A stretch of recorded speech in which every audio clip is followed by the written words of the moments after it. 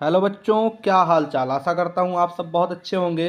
तो देखिए बच्चों, जो भी हमारे बीएससी वाले बच्चे हैं जो कि अब की बार 2023-24 सेशन में अपना नाम लिखवाए हैं, उनमें मुख्य रूप से जो भी जूलॉजी वाले बच्चे हमको देख रहे हैं, उनके लिए आज से हम एक नया सेशन शुरू करने चल रहे हैं जिसमें आपका पूरा जूलॉजी रहेगा और पूरा कंप्यूटर साइंस भी कवर होगा।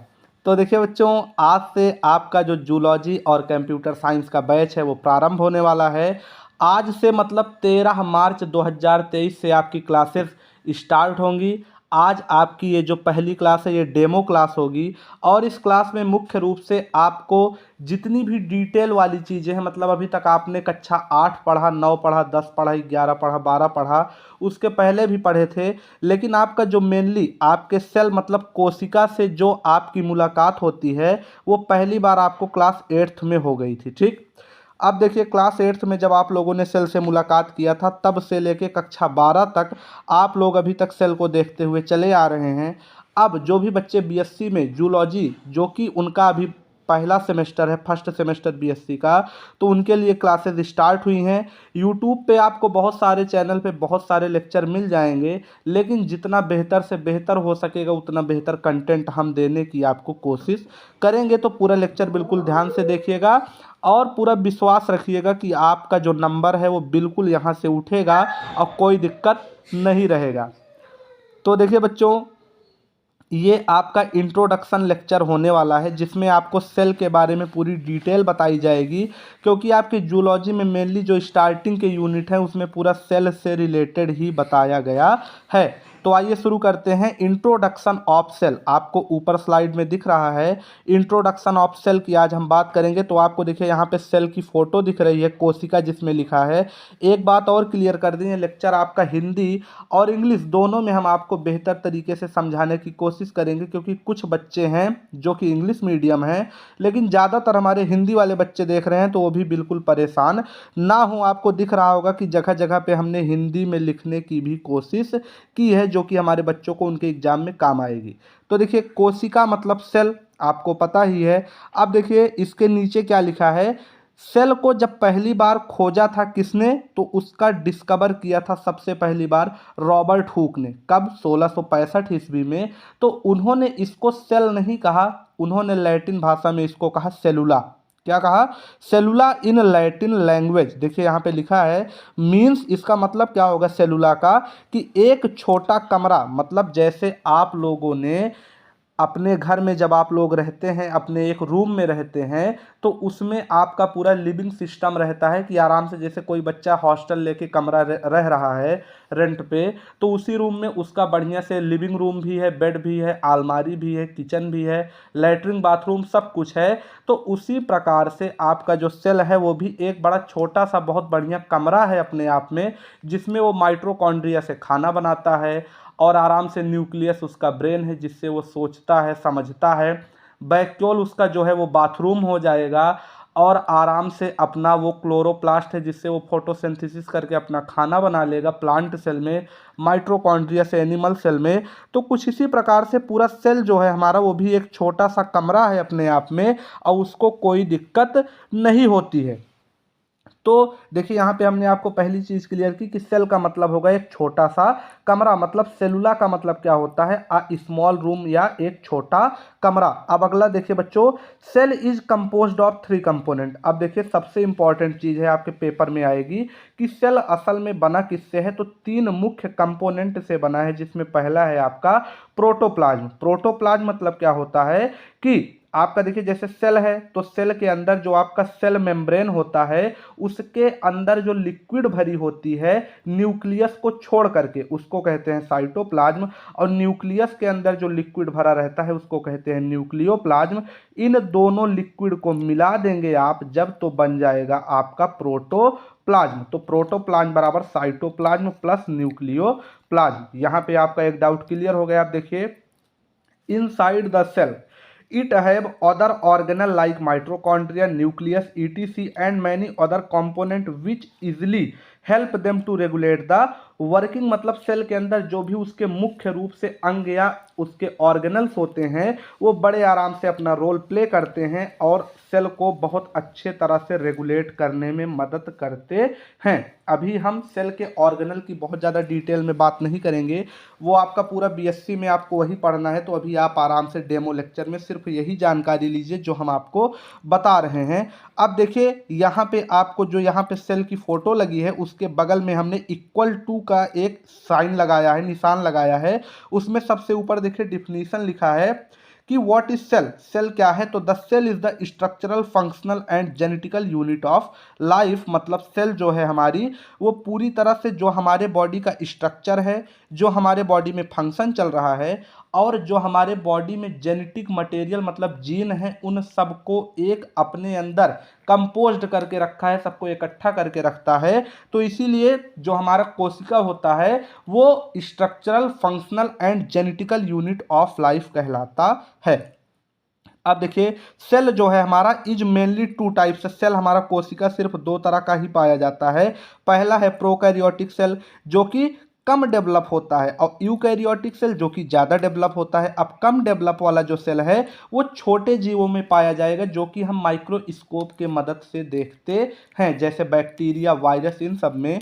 और आपका जो यहाँ पे यूकैरियोट वाला सेल है ये आपका कहाँ पे पाया जाएगा बच्चों, तो हम लोगों में जैसे ह्यूमन है जो कि बड़े ऑर्गेनिज्म है उनमें पाया जाएगा और बड़े आराम से वेल डेवलप में ये होगा। इसकी डिस्कवरी सबसे पहली बार देखिए रॉबर्ट हुक जी ने किया था 1665 में। कहाँ पे, पेड़ की छाल के अंदर। कहाँ पे, इनसाइड दी कॉर्क, मतलब पेड़ की छाल, या आप इसको कहीं जगह लिखा रहता है कि मधुमक्खी का छत्ता। जो इन्होंने सबसे पहली बार सेल देखा जब उन्होंने अपने कंपाउंड माइक्रोस्कोप जो कि उन्होंने खुद ही बनाया था उसमें जब पहली बार पेड़ की छाल में देखा था माइक्रोस्कोप लगा के, तो उनको कुछ मधुमक्खी की छत्ते के शेप का कुछ एक वहाँ पे फोटो दिखा जिसको कि उन्होंने सेलुला नाम दे दिया। उसी को आज हम लोग सेल के नाम से जानते हैं। लेकिन समस्या उसमें ये थी कि वो जो सेल उन्होंने खोजा था वो मरा हुआ था, मतलब डेड सेल था। देखिए यहाँ पे आपका पॉइंट लिखा है कि वो डेड था, और उन्होंने उसी के ऊपर एक किताब लिख दी जिसका नाम था माइक्रोग्राफिया 1665 में। तो ये क्वेश्चन भी बड़ा बढ़िया आता है कि रॉबर्ट हुक जी के द्वारा कौन सी किताब लिखी गई थी और सेल को कब खोजा गया था और किताब का नाम क्या है। ये तीन क्वेश्चन है, तीनों क्लियर है। सेल 1665 में, किताब का नाम है माइक्रोग्राफिया और लिखा गया 1665 में ही। अगला देखिए, उसके बाद उसी से लगभग 9 साल बाद 1674 में 1674 में एंटोनी वॉन लीवनहॉक एक साइंटिस्ट हुए हैं जिन्होंने पहला जिंदा सेल, जीवित सेल, फर्स्ट लिविंग सेल तालाब के गंदे पानी में खोजा था। और हमारा गूगल हमको कहता है कि उन्होंने दांत के खुरचन में, मतलब आप लोग अपने दांत को जब सुबह ब्रश करते हैं तो उसमें से जो गंदगी निकलती है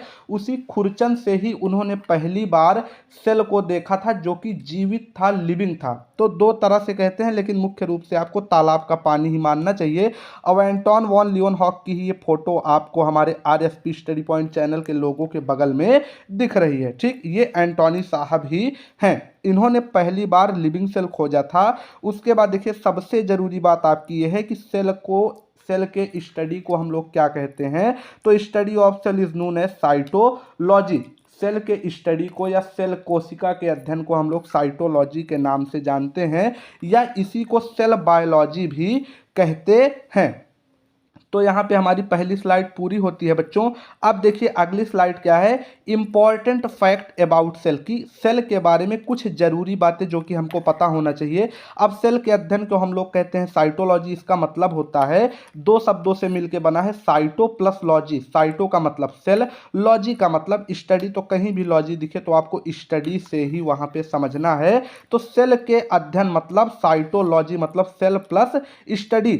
सेल के मतलब कोशिका के अध्ययन को ही साइटोलॉजी कहते हैं। और जो रॉबर्ट हुक ने पहली बार सेल खोजा था, दूसरा पॉइंट देखिए, उसमें उन्होंने जो बताया क्या कि इसको हम लोग सेलुला कहेंगे, उसका मतलब होता है हॉलो कैविटी, मतलब खाली गड्ढा।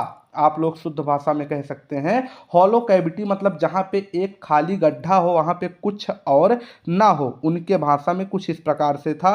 अब देखिए अगली हेडिंग आपकी है हायरार्की लेवल ऑफ डेवलपमेंट। मतलब जैसे हम लोग सबसे पहले हमको कहते हैं कि हमारे पूर्वज बंदर थे, बंदर से थोड़ा बहुत उनमें डेवलपमेंट हुआ और आज फाइनली हम लोग बन गए हैं। तो ये क्या है, हायरार्की है, मतलब हम लोगों का विकास है, किस प्रकार से विकास हुआ है। तो उसी प्रकार से देखिए सेल, सबसे पहले कोशिका, बहुत सारे सेल मिले तो टिश्यू बन गया, बहुत सारे टिश्यू मिले तो एक ऑर्गन मतलब अंग बना, और बहुत सारे जब अंग मिल गए तो हमारी पूरी बॉडी मतलब ऑर्गन सिस्टम बन गई। तो सबसे महत्वपूर्ण इनमें चारों में सबसे जरूरी सेल है। भाई जब ईंट ही नहीं रहेगी तो घर कहाँ से बनेगा। तो कुछ उसी प्रकार से जब सेल ही नहीं रहेगा तो बॉडी कहाँ से फॉर्म होगी। तो इसीलिए सेल सबसे ज़्यादा जरूरी है। अब देखिए बच्चों, सेल को हम लोग माइक्रोस्कोपिक लेवल पे दो प्रकार से देख सकते हैं। सबसे पहला कंपाउंड माइक्रोस्कोप, जिसका डिस्कवरी बहुत पहले हो चुका था, जो कि रॉबर्ट हुक ने खुद ही बनाया था और उसी में उन्होंने पहला डेड सेल देखा। दूसरा होगा आपका इलेक्ट्रॉन माइक्रोस्कोप, जो कि एंटोनी वॉन लीeuwenhoek ने या उनके बाद में इसको बनाया गया, जिसके द्वारा आज हम लोग किसी भी सेल को या किसी भी चीज़ को बहुत गहराई से देख लेते हैं। ठीक, तो दो हमारे यहाँ पे कंपाउंड माइक्रोस्कोप और इलेक्ट्रॉन माइक्रोस्कोप है। और आपका बॉटनी का पहला जो क्या है, पहला चैप्टर है, उसमें भी इसको बताया गया है। अब देखिए बच्चों, उसके बाद क्या है, एनिमलक्यूल। देखिए रॉबर्ट हुक ने जब सेल को खोजा तो उसको उन्होंने टर्म दिया, उसका नाम दिया सेलुला। जब एंटोनी वन लीeuwenhoek ने सेल को खोजा तो उन्होंने सेल को सेलुला ना कह के उन्होंने कहा एनिमल क्यूल। क्या कहा था, एनिमल क्यूल। और ये क्वेश्चन आता है कि एनिमल क्यूल किसने कहा था सेल को, तो वो है एंटोनी वन लीeuwenhoek। इस पूरे लेक्चर में हम आपको बेसिक, जो कि बहुत निम्न लेवल पे सेल के पूरी जो उनकी जानकारी है सेल की, उसको हम आपका एक प्रकार से आप इसको हिस्ट्री ऑफ सेल भी कह सकते हैं, वही पूरी जानकारी दे रहे हैं। तो ध्यान से देखिएगा, अगला हेडिंग क्या है कि cell is categorized on the basis of number. अब भाई देखिए, सेल जो है हमारा वो बिल्कुल नंबर के आधार पे बांटा गया है, क्योंकि एक सेल भी पूरी लाइफ को चलाने के लिए काफ़ी है। जैसे वायरस है, वायरस में तो मान लीजिए सेल नहीं होता है, उसको नॉन लिविंग कहते हैं। लेकिन आपका बैक्टीरिया है, और भी जो बहुत छोटे छोटे आपके यहाँ पे माइक्रो ऑर्गेनिज्म पाए जाते हैं, उनमें सिर्फ एक ही सेल होता है और पूरे सेल से उनके बॉडी का प्रोसेस पूरा चलता रहता है। ठीक, लेकिन हम लोग क्या हैं, जैसे देखिए इसमें यूनिसेलुलर, उनको कहते हैं यूनिसेलुलर ऑर्गेनिज्म, जिनमें एक सेल पाया जाता है। एग्जाम्पल में आपका दिया गया है बैक्टीरिया, पीपीएलओ, माइकोप्लाज्मा, ईटीसी, ये सब इसके एग्जाम्पल हैं। और हम लोग क्या हैं, मल्टी सेलुलर, जो कि बहुत सारे सेल से मिलके बने हुए हैं। उसका एग्जाम्पल क्या है, प्लांट है और एनिमल है। ठीक, अब देखिए बगल में यहाँ पे ऊपर आपको सेल की फोटो दिख रही है, उसके नीचे लिखा गया है organelle have it's on DNA. Question बहुत ज़्यादा इंपॉर्टेंट यहाँ से उठता है कि ऐसे कौन कौन से सेल के अंदर ऑर्गेनल पाए जाते हैं, अंग पाए जाते हैं, जिनमें उनका खुद का डीएनए पाया जाता है। तो सबसे पहला आपका है माइटोकॉन्ड्रिया, दूसरा आपका है न्यूक्लियोलस, न्यूक्लियस नहीं, न्यूक्लियस के अंदर जो पाया जाता है छोटा सा एक गोला, गोलानुमा अंग होता है, उसको कहते हैं न्यूक्लियोलस। और तीसरा आपके प्लांट सेल में पाया जाता है क्लोरोप्लास्ट, जिसके अंदर क्लोरोफिल होता है और उसी से आपके पेड़ की पत्तियां हरी भरी होती हैं। यहाँ तक का आपका डाउट क्लियर। उसके बाद देखिए बच्चों, अगला जो आपका स्लाइड है उसमें क्या दिया गया है, तो आपके अगले स्लाइड में दिया गया है important discovery of the cell. कि देखिए आप लोग बहुत ज़्यादा कंफ्यूज होते हैं कि कब कौन सा अंग खोजा गया था। तो देखिए बड़े आराम से 1 मिनट में बताते हैं। डेड सेल सबसे पहली बार रॉबर्ट हुक ने खोजा 1665, लिविंग सेल एंटोन वॉन लीeuwenhoek 1674। उसके बाद देखिए सेल का जो ब्रेन होता है, जिसको कि न्यूक्लियस कहते हैं, या आप लोग हिंदी में उसको केंद्रक कहते हैं, उसको रॉबर्ट ब्राउन ने खोजा 1831 में।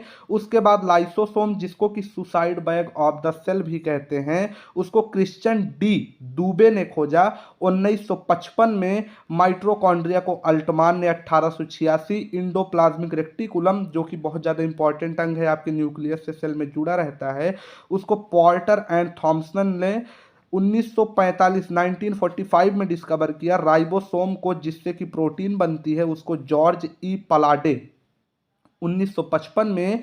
गोल्जी बॉडी, जो कि इंडोप्लाज्मिक रेक्टिकुलम जब टूट जाता है सेल मेम्ब्रेन में, टकरा टकरा के तो आपका फॉर्मेशन होता है गोल्जी बॉडी का, और इसको कैमिलो गोल्जी जी ने खोजा था और उन्हीं के नाम के सम्मान में इसको गोल्जी बॉडी कहा गया है। खोजा था 1898 में, 1898। सेल थ्योरी किसने दिया? स्लाइडन एंड सॉन ने। कब? 1838 और 39, 2 वर्ष में इन दोनों साथियों ने, या ये कहिए कि एक बॉटनिस्ट थे, एक जूलॉजिस्ट थे, दोनों लोगों ने बहुत मेहनत करके सेल के बारे में जो भी जानकारी थी उसको सेल थ्योरी के अंदर दिया है। और उसी सेल थ्योरी में जो उसका 5वां पॉइंट है, जिसमें रॉबर्ट बिरचू एक साइंटिस्ट थे जो कि लगभग 1855 के आसपास आए थे, या 1955 होगा, आप लोग एक बार चेक कर लीजिएगा। उन्होंने कहा था ओमनी सेलुला ई सेलुला, मतलब जितने भी नए सेल हैं वो सभी पुराने सेल से ही बनते हैं। भाई जाहिर सी बात है, अगर हम लोग बच्चे हैं तो हम लोग अपने माता पिता से बने हैं, तो उसी तरह से जो सेल के बच्चे हैं, मतलब जो नए सेल हैं, वो पुराने सेल से ही बनते हैं। और ये रॉबर्ट बिरचो जी का स्टेटमेंट था जो कि बहुत फेमस है, ओमनी सेलुला ई सेलुला। तो इसके बाद में देखिए आपका क्या दिया गया है अगले स्लाइड में। अगले स्लाइड में आप लोगों को दिया गया है कि व्हाट्स द सेल ऑर्गेनल नून, मतलब सेल के किस अंग को किस नाम से जानते हैं। जैसे माइटोकॉन्ड्रिया, बहुत सारे लोग पूछते हैं कि माइटोकॉन्ड्रिया क्या है, तो आप लोग कहते हैं किचन ऑफ द सेल या power house of the cell. तो उसी तरह से बहुत सारे हमारे ऑर्गन हैं सेल में जिनको कुछ ना कुछ नामों से जाना जाता है। उसमें सबसे पहला आपका है न्यूक्लियस। न्यूक्लियस क्या है? ब्रेन ऑफ द सेल, मतलब सेल का दिमाग, जो कि न्यूक्लियस कहलाता है। दूसरा है माइटोकॉन्ड्रिया, मतलब किचन ऑफ द सेल, जहाँ पे सेल का पूरा खाना पीना उसके अंदर बनता है, वो ऑर्गन है आपका माइटोकॉन्ड्रिया या पावर हाउस। भाई देखो, जहाँ से बिजली आएगी वहीं से क्या होगा, उसको कहेंगे पावर हाउस। और हम लोगों की बिजली कहाँ से आती है? एनर्जी हमारे किचन से आती है। तो चाहे किचन कहिए चाहे आप पावर हाउस कह दीजिए। अब देखिए न्यूक्लियस के अंदर होता है न्यूक्लियोलस, जिसको कि कहते हैं साइट ऑफ राइबोसोम सिंथेसिस, मतलब राइबोसोम जो हमारा होता है वो न्यूक्लियोलस में ही बनता है। सिंथेसिस मतलब किसी चीज का बनना, तो न्यूक्लियोलस के अंदर बनता है राइबोसोम। और राइबोसोम खुद जब न्यूक्लियोलस के अंदर बन जाता है तो राइबोसोम खुद क्या बनाता है? वो बनाता है प्रोटीन। तो इसीलिए उसको कहते हैं protein factory of the cell. Lysosome को कहते हैं suicide bag of the cell. क्यों? क्योंकि लाइसोसोम जो है, जब हमारा सेल डिवाइड होता है, तो जब दो सेल में एक सेल को बंटना रहता है, तो यही लाइसोसोम जो है वो हमारा, वो सेल के अंदर फूट जाता है। जब फूट जाएगा तो क्या हो जाएगा? पूरा बम की तरह काम करेगा और एक सेल को दो सेल में बांटने में मदद करेगा। या जब सेल को कोई बीमारी हो जाएगी तो ये लाइसोसोम क्या होगा? अपने ही सेल को बिल्कुल मार देगा, खुद के डिस्ट्रक्शन के कारण खुद उसी सेल के अंदर दग जाएगा और दग के पूरे सेल को खत्म कर देगा। इतना खतरनाक इसके अंदर एंजाइम भरा हुआ रहता है। अब देखिए अगला क्या है, इंडोप्लाज्मिक रेटिकुलम। ये क्या करता है? Endoskeleton of the cell, मतलब जैसे हमारे शरीर में हड्डियां हमारी स्केलेटल मतलब कंकाल तंत्र का काम करती हैं, वैसे सेल के अंदर हमारा इंडोप्लाज्मिक रेटिकुलम होता है। वैक्यूल क्या है? Empty space of the cell, मतलब सेल में जो गंदगी होती है उसको उसको हमारा वैक्यूल ही अपने अंदर स्टोर कर लेता है। अब देखिए बच्चों, 8वां क्या दिया गया है? गोल्जी बॉडी, मतलब जो भी हमारा सेल के अंदर का मैसेज होता है वो गोल्जी बॉडी के द्वारा ही पहुंचाया जाता है। अब देखिए बच्चों, उसके बाद क्या है? 9वां, सेल मेम्ब्रेन। अब देखिए ये एक अलग से पॉइंट हमने आपके लिए लिखा है कि सेल मेम्ब्रेन, चाहे सेल मेम्ब्रेन कहिए और चाहे उसी को आप लोग प्लाज्मा मेम्ब्रेन भी कह सकते हैं, दोनों एक ही बात है।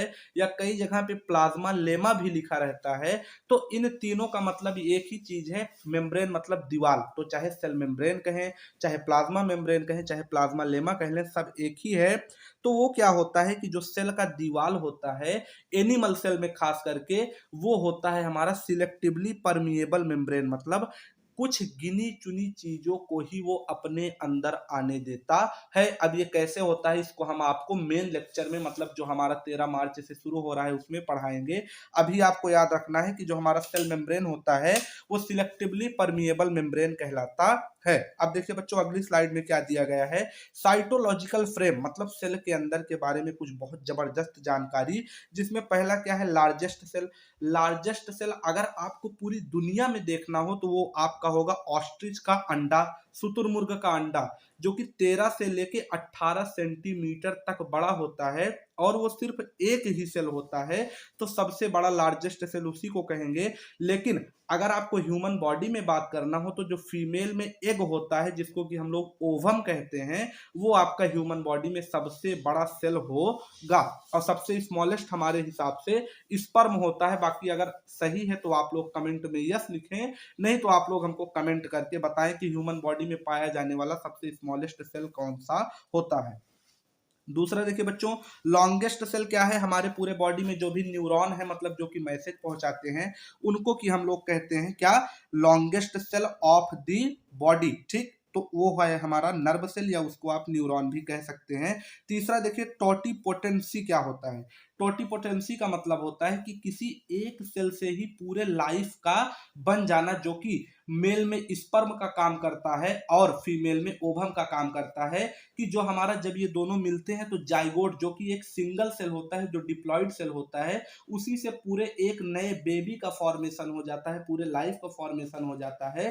तो कोई एक ऐसा सेल जिससे पूरी बॉडी का स्ट्रक्चर जो है वो डेवलप हो जाए, उसको कहते हैं हम लोग टोटीपोटेंसी। और इसमें दिया क्या गया है कि gamete cell of the human, मतलब कि चाहे मेल का स्पर्म हो चाहे फीमेल का ओवम हो। अब देखिए अगला क्या है, स्मॉलेस्ट सेल क्या होता है। तो स्मॉलेस्ट सेल हमारा क्लास 11th के बुक में दिया गया है, एनसीईआरटी में। वहां से क्या दिया गया है कि माइकोप्लाज्मा जो है वो सबसे ज्यादा छोटा सेल होता है, उसका पूरा नाम है माइकोप्लाज्मा गैलीसेप्टिकम। और इसको हम लोग पीपीएलओ भी कहते हैं, कई जगह पीपीएलओ का फुल फॉर्म आता है, उसका फुल फॉर्म होता है प्लूरो निमोनिया लाइक ऑर्गेनिज्म। ठीक, और इसका साइज क्या है, 0.1 माइक्रोमीटर। माइक्रोमीटर मतलब 10⁻⁹ और 0.1 में होता है, तो आप लोग समझ सकते हैं कि कितना ज्यादा छोटा होगा। लास्ट में देखिए, लास्ट का पॉइंट क्या है, मेल। मेल को हमेशा बायोलॉजी में जो आपके सामने सिंबल दिख रहा है उससे दिखाया जाता है, ये जो तीर वाला है। तो मेल में क्या होगा, स्पर्म सेल होगा। फीमेल में जो कि प्लस वाला दिखाया जा रहा है, तो फीमेल को हमेशा बायोलॉजी में इसी सिंबल से दिखाया जाता है। इसमें क्या होगा, फीमेल का जो सेल होगा उसमें ओवम गैमेटिक सेल पाया जाएगा। और लास्ट में बच्चों क्या होगा कि a single cell have capability to survive easily, मतलब एक छोटा सा सेल जो है हमारा, एक सिंगल सेल, उसमें पूरी लाइफ को सरवाइव करने की क्षमता होती है। तो उसी को हम आपको बता रहे हैं कि टोटीपोटेंसी मतलब एक सेल से पूरी लाइफ का फॉर्मेशन बड़े आराम से हो जाना। तो यहाँ हमारा जो पहला ये हमारा एक प्रकार से डेमो लेक्चर है, ये खत्म होता है। तो देखिए बच्चों, बाकी की जानकारी आपको स्क्रीन पे दिख रही है कि किस प्रकार से हमारा जो ये पूरा बैच है ये हमारा रन करेगा यूट्यूब पे। आपको पूरी तरीके से यदि इस पे डिपेंडेंट होना है तो आप हो सकते हैं। आपको पूरा नोट्स मिलेगा, जो कि आपको दिख रहा है स्क्रीन पे। नोट्स बनाने में बच्चों बहुत ज़्यादा मेहनत लगती है, तो इसीलिए हम लोग आपके लिए जहाँ जहाँ से हो सकता है हर चीज़ करके ला रहे हैं। बस आपको यही करना है कि आपको वीडियोज़ को देखना है, हमारे चैनल को फॉलो करना है, हमारे द्वारा जो आपको नोट्स दिया गया है उस पर पूरा विश्वास करना है। बाकी आपको हम कोई दिक्कत नहीं होने देंगे। जहां तक हम पढ़ा सकते हैं सिर्फ वहीं तक हम आपसे वादा भी कर रहे हैं कि आपका जूलॉजी और कंप्यूटर साइंस 100% कंप्लीट होगा तो होगा, बस बात खत्म। तो इसी आशा के साथ कि आप लोग बहुत अच्छे होंगे, चैनल को हमारे आप लोग एक बार फिर से सब्सक्राइब कर लीजिए। अगर वीडियो पसंद आई तो लाइक कर लीजिए। लेक्चर थोड़ा सा बेसिक था, इसीलिए छोटी छोटी बातें बताएं, लेकिन इन बातों को भी बहुत दूर दराज से ढूंढ के ला के हर एक चीज सेट करने में बड़ी मेहनत लगी है। तो वीडियो को लाइक जरूर कर दीजिएगा। आपको हमारे स्क्रीन पे जो भी बच्चों देखिए, यहाँ पे एक जो फोटो दिख रही है उसमें आपको नंबर दिख रहा होगा, कॉन्टैक्ट नंबर, जिसपे आप लोग व्हाट्सएप पे कभी भी आप मैसेज कर सकते हैं। जहां तक पॉसिबल होगा हम आपका रिप्लाई देने की कोशिश करेंगे। एक जरूरी इन्फॉर्मेशन ये है कि इस नंबर पे कॉल नहीं लगेगा किसी भी प्रकार से। क्यों? क्योंकि कॉल बहुत सारे बच्चे करने लगते हैं, लेकिन जो भी आपकी क्वेरी है वो आपका व्हाट्सएप के या सिंपल मैसेज किसी भी तरह से आपका सॉल्व हम करने की कोशिश करेंगे। तो मन लगा के पढ़ाई करिए। चलिए मिलेंगे आपसे हम अपने बैच में 13 मार्च 2023 से। तो इसी आशा के साथ कि आप लोग स्वस्थ होंगे, मस्त होंगे। मिलेंगे नेक्स्ट लेक्चर में, तब तक के लिए ओके बाय।